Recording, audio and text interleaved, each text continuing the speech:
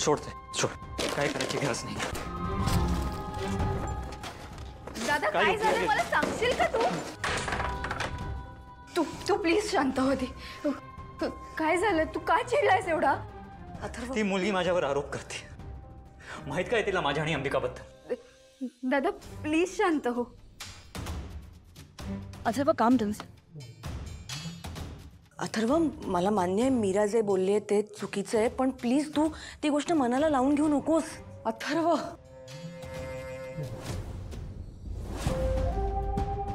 अथर्व अथर्व ऐक, मला माहिती आहे तुझ्या मनाला आत्ता ही गोष्ट फार लागलेली आणि तिने हे तसं बोलायला नको होतं, पण आत्ता त्रागा करून काही होणार नाही. कळतंय तुला? हां, तुला शांत होणं गरजेचं आहे आत्ता. हां अथर्व, ऐकतोस ना तू? मला कोणी सांगणार आहे का काय झालंय ते? मी सांगते. अगं मीरा अथर्वला अंबिकाचा मर्डरर म्हणाली. काय?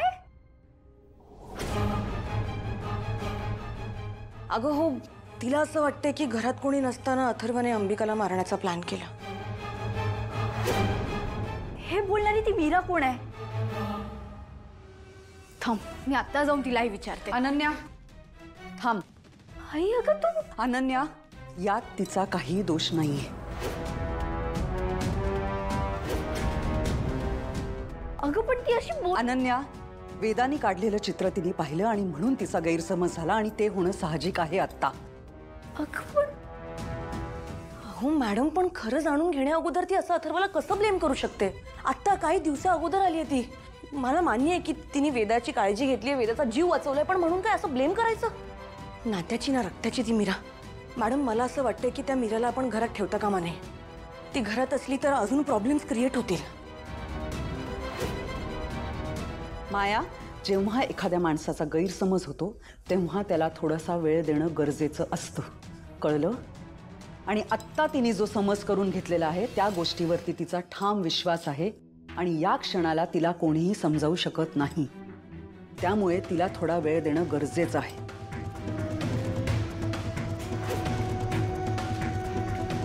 हे बघा अथर्व, माझा विश्वास आहे की ही गोष्ट जेव्हा मीराच्या ध्यानात येईल तेव्हा ती स्वतःहून तुला आणि वेदाला जवळ आणेल.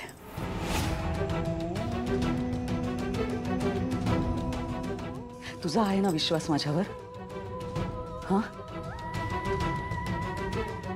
ऐक माझा आत्ता थोडा शांत हो प्लीज. आणि तू बस इथे. मीरा हे बघ, ताई तुम्ही त्याच विषयावर बोलायला आला असाल ना तर मला खरंच बोलायचं नाहीये.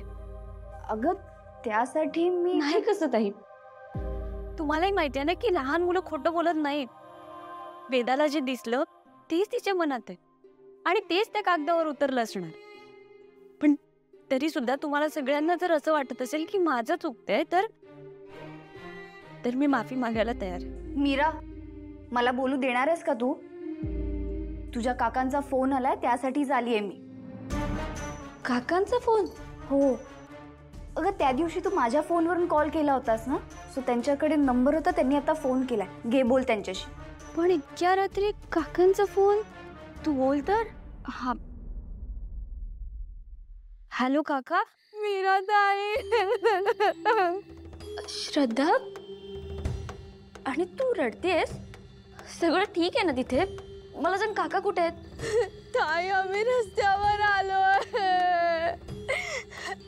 पैसे परत केले नाही म्हणून त्या सावकारांनी आपलं घर ताब्यात घेतलंय आणि आम्हाला घराच्या बाहेर काढलं. काय?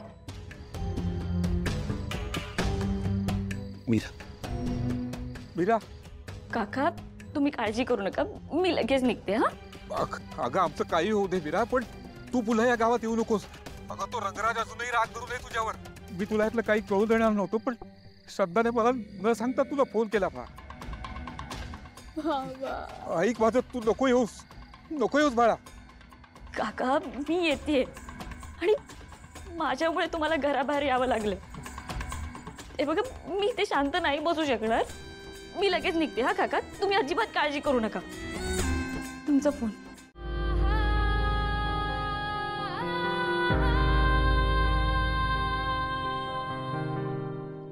भाईसाहेब, तुम्ही माझ्यासाठी खूप मोठी गोष्ट केली.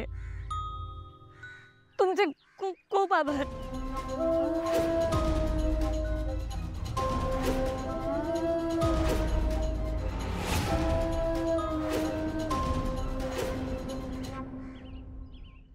काय झालं भाईसाहेब? आभार मानून परक केलंस ना मीरा. मी तुला मुलीसारखं मानलं आणि तू मात्र मला अजून परकच मानतेस. नाही नाही भाईसाहेब, असं काही नाहीये. असं काही नाहीये. तुझ्या आयुष्यात एवढी मोठी अडचण आलेली असताना तुला मला एकदाही सांगावं असं वाटलं नाही? तुला काय वाटलं या घरात तू मोलकर येणेस आणि मी मालकीण? नाही बाईसाहेब, मी विचार केला होता की जाताना तुम्हाला सांगून जावं. मी तिला विचारलं सुद्धा, पण ती नाही म्हणाली. कोणाला विचारलंस? ओम अघोर रुद्राय अघोर भद्राय सर्व भय.